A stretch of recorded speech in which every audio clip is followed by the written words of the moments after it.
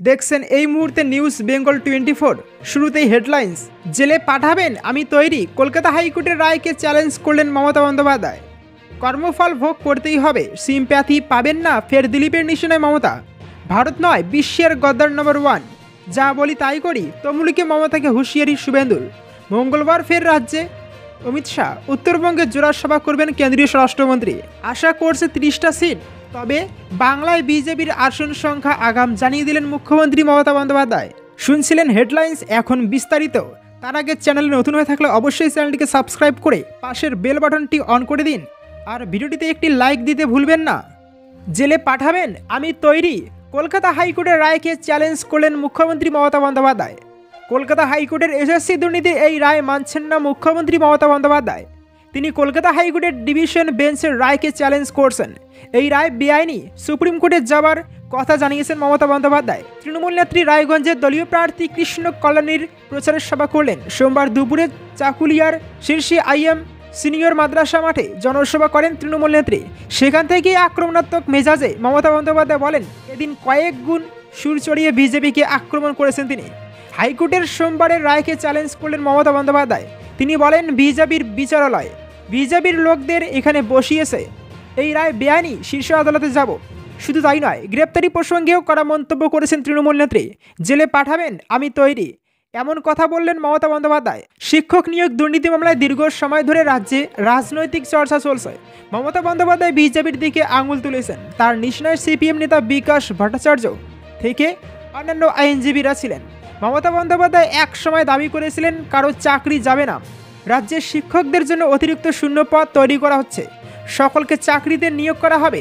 সেই বক্তব্যের পরিপ্রেক্ষিতে আদালতে মামলা হয়েছিল। চাকরিতে কোনো অতিরিক্ত শূন্য পদ তৈরি করা যাবে না, সেই বক্তব্য জানানো হয়। মুখ্যমন্ত্রী মমতা বন্দ্যোপাধ্যায় সেই বিষয়ে ক্ষোভ প্রকাশ করেছিলেন। এদিন রায়গঞ্জের সভা থেকে আরও বেশি আক্রমণাত্মক মেজাজে তৃণমূল নেত্রী মমতা বন্দ্যোপাধ্যায় দেখা যায়। টাকা দিয়ে চাকরি হয়েছে, নিয়ম বহির্ভূতভাবে বহু লোক চাকরি পেয়েছেন। এসএসসি মামলার রায়ে গোটা প্যানেলকে চাকরি থেকে সরিয়ে দেওয়া হয়েছে। নতুন করে প্যানেল তৈরি হবে, অর্থাৎ অযোগ্যদের চাকরি গেল। শুধু তাই নয়, সকলকে মাইনে ফেরত দিতে হবে। আগামী 1 মাসের মধ্যে সুদসহ সব টাকা ফিরিয়ে দিতে হবে। এই নির্দেশ কলকাতা হাইকোর্টের ডিভিশন বেঞ্চ দিয়েছে। মমতা বন্দ্যোপাধ্যায় ডিভিশন বেঞ্চের এই রায়ে অত্যন্ত ক্ষুব্ধ। মনে করছে রাজনৈতিক মহলের একটা বড় অংশ চাকরিহারাদের পাশে আছে, হতাশ হবেন না, এই বার্তা দিয়েছেন তিনি। আরও 10 লক্ষ চাকরি প্রস্তুত।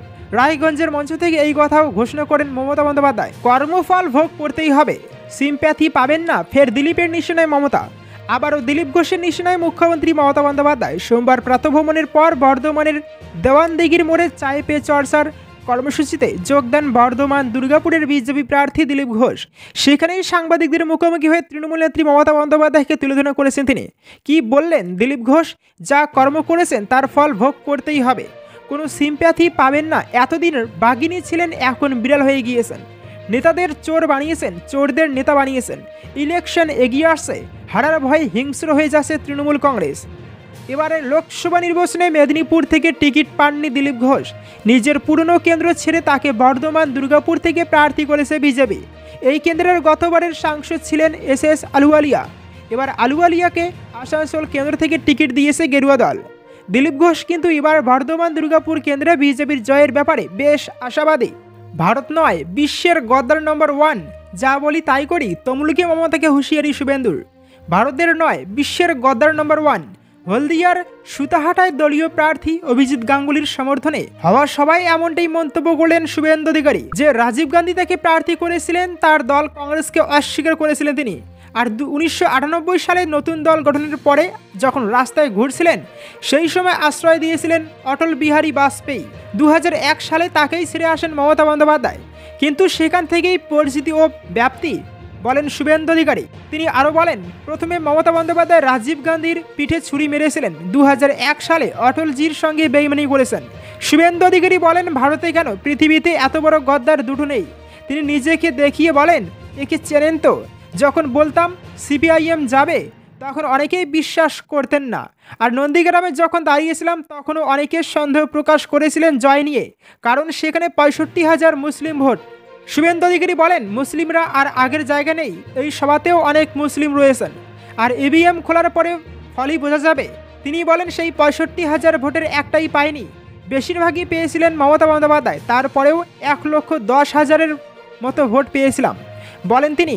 শুভেন্দু অধিকারী বলেন, এদিন হুঁশিয়ারি দিয়ে বলেন, যা বলি তাই করি। আগে মোটা কেষ্ট নানা কথা বলতো।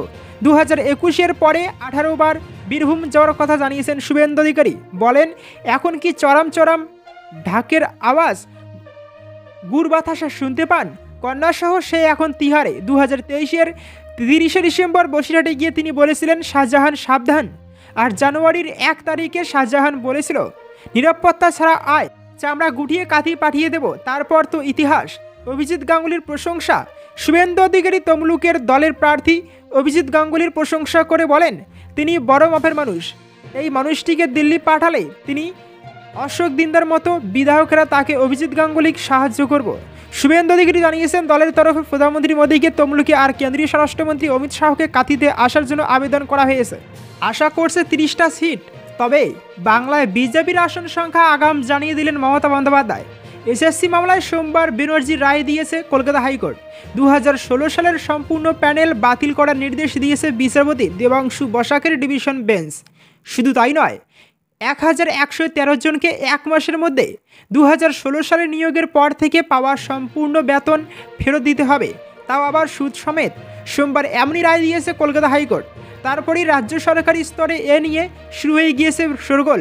সূত্রের খবর, এসএসসি রায় নিয়ে এবার সুপ্রিম কোর্টে দ্বারস্থ হতে চলেছে রাজ্য। এদিন সেই সম্ভাবনায় সিলমোহর দিয়ে দিলেন মুখ্যমন্ত্রী মমতা বন্দ্যোপাধ্যায়। জানিয়েছেন, এই রায়ের বিরুদ্ধে সুপ্রিম কোর্টে যাওয়া হবে। একই সঙ্গে মমতার কটাক্ষ, এটা ওই বিজেপির হাতে দাঁড়ানো জজের কীর্তি।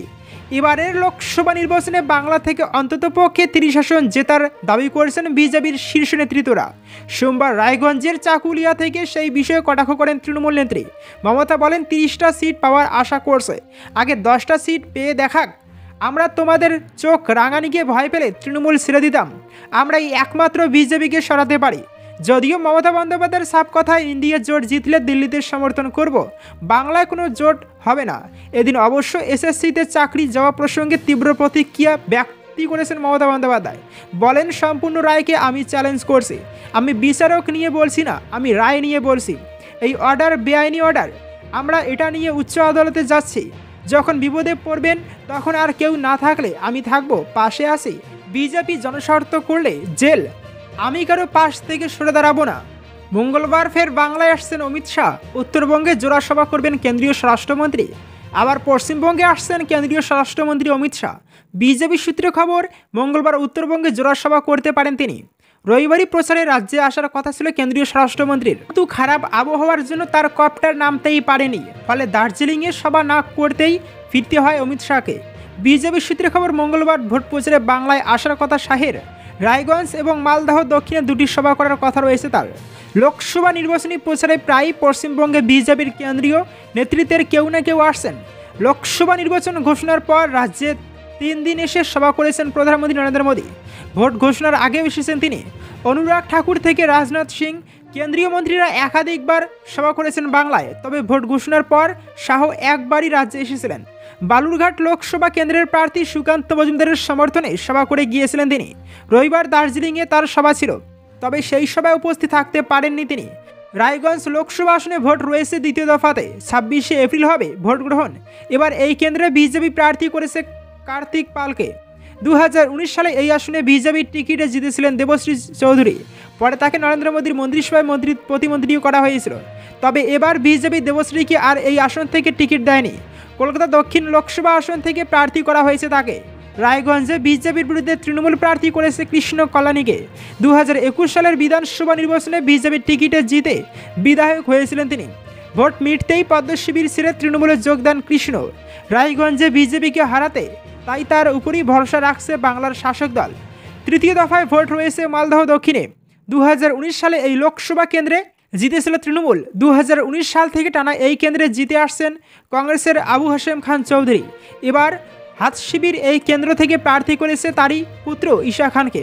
অন্যদিকে বিজেপি প্রার্থী করেছে শ্রীরূপা মিত্র চৌধুরীকে। গতবার তাকেই প্রার্থী করেছিল পদ্মশিবির।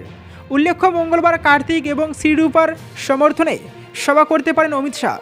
এদিন দার্জিলিংয়ে বিজেপি প্রার্থী তথা বিদায়ী সাংসদ রাজু বিস্তার সমর্থনে প্রচার করতে রাজ্যে আসার কথা ছিল শাহের, কিন্তু দার্জিলিংয়ে রবিবার সকাল থেকে কুয়াশা, আকাশ ও মেঘাচ্ছন্ন।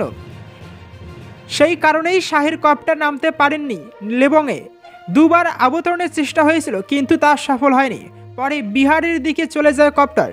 পরে ফোনের সমর্থকদের জন্য বার্তা পাঠিয়েছিলেন তিনি।